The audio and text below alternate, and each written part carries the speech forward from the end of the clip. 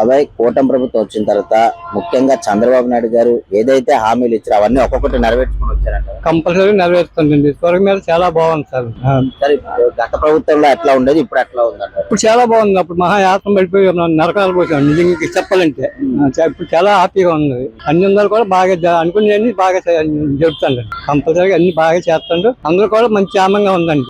ఇప్పుడు గతంలోని దేవుడు ప్రసాదాలను కూడా కల్తీ చేశారని వాళ్ళే ఒప్పుకున్నారు. అయినా కూడా గౌరవ తిరగబడుతుంటారు. మళ్ళా అడ్డంగా తిరగబడుతుంటారు. మూర్ఖత్తుగా చేస్తాంటారు. దేవుడు ప్రసాదం కల్తీ చేయడం అది అంత పాపం అండి. నిజంగా అసలు తెలుసుకునేవాడైతే కూడా చేయడండి.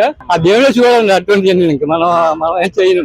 ఈ రోజా జోగి రమేష్ కూడా ఒప్పుకున్నారు, దేవుడితో పెట్టుకున్నాం, ఏం చేస్తారో భయం లేదని కూడా ప్రజలు చూస్తున్నారు. అసలు ఏమనుకుంటున్నారు? అదే నిజంగా ప్రజలకు గ్రహించాలండి. ఇదంతా మనం చెప్పడం కాదండి, ప్రజలకు ప్రతి ఒక్కరికి తెలియాలన్నమాట. ఇదివరకు ఎలా ఉందో ఇప్పుడు ఎలా ఉందో, ఎవరెత్తే మనకు బాగుందో, మళ్ళీ ఎవరు రావాలా అనేది ఆ ప్రజల్లోనే రావాలండి. అసలు నిజంగా వ్యాఖ్యగా పరిపాలన అసలు మహా నరకాలు పోసామండి.